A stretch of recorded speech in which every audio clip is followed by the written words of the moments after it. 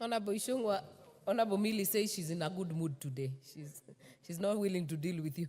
I'll call you to reply. There being no further request on this one. Thank you, Speaker. And as a reply, I don't know if you also heard the first sentence from the Honorable Millie. She says she knows I miss her, but she's not going to deal with me today. Honorable Speaker, and she knows I was not harassing her. Because I know how passionate Millie is on child welfare and child care matters, and indeed matters touching on women's rights and gender equality. Therefore, I cannot harass her, and I know she was also missing me, and she's happy to see me, just like as I'm happy to see her. But Honorable Speaker, allow me as I reply to begin with the issue, that particular issue of the provisions relating to the Child Care Act. And Honorable Speaker, as I mentioned, I think the Honorable Owen Bayer mentioned during the time he was moving this bill on my behalf, this emanated from a court ruling that allowed now single males to be able to adopt children. But there are concerns, Honorable Speaker, and I want to agree with many members who have raised this issue, that indeed there is a major concern on matters touching on issues to do with child trafficking. There are also issues touching on... Hold on. Honorable Kaluma, what's out of order? The Honorable Speaker, the Honorable Majority Leader, whom I respect very much, has mentioned,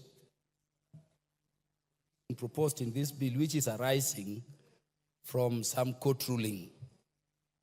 Would we have that court ruling so that we are rightly informed? Because I'm not aware of any.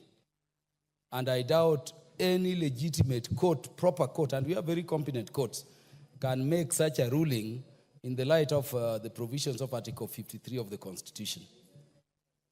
Honorable Ichungwah, do you have that? Do you have the court ruling? Yes, Honorable Speaker, and if the Honorable Kaluma was here during the time the Deputy Leader of Majority moved this bill, he actually, and if you go back to the answer, you'll be able to see, he actually quoted the actual case and the actual court ruling that exists. But that is not to say, Honorable Speaker, that there are no concerns even without the court ruling, and we can get to the answer then for the Honorable Kaluma, who is a very polished lawyer, to be able to go through the ruling, and he should be able to tell us whether they can be able to challenge that particular ruling in court.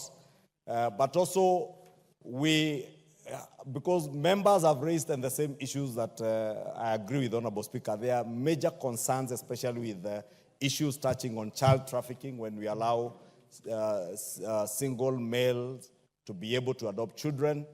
Honorable Speaker, there are also issues to do with issues that I do not want to mention, Honorable Speaker, touching on the care of children. But it is okay for a single male to adopt a relative. Honorable Speaker, for instance, if I wasn't married, or if the Honorable Kaluma wasn't married, and by bad luck, a relative you lost a relative and who has a child, you should be able to adopt that child. But if you have no relation to a child, Honorable Speaker, I think it is only right that we do not allow single males who have no relation to a child, as it were in the original act. And Honorable Speaker, during the third reading, we'll be moving amendments to drop this particular amendment to also allow the House to consider, together with other substantive bills other than in statute miscellaneous bill, the consideration of even all those provisions that have been nullified by the courts in a substantive child care bill, Honorable Speaker.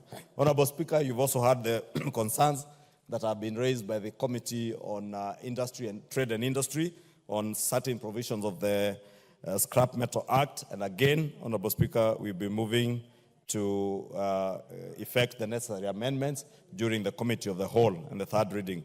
Honorable Speaker, there are also concerns that have been raised, I think, by the Honorable Aramat during debate on provisions that relate to the winding up of the Nuclear Power and Energy Agency and transferring most of its functions to the ministry. And again, Honorable Speaker, we'll be considering those particular concerns during third reading and Committee of the Whole House. On the Fisheries and Management Development Act, as I mentioned to my good friend Millie, There's actually a substantive bill on matters touching on fisheries management that I know is currently in the Senate, and when it comes, it will cover many more of the issues that touch on our fisheries management. With those many remarks, Honorable Speaker, I beg to reply. And Honorable Speaker, as I reply, also to request you to indulge the House to have the question put at a later time other than now for obvious reasons. Thank you. The request is assented to. Honorable members, we'll move to the next order. And just to note, maybe let me get the order read out first. Order number 9, motion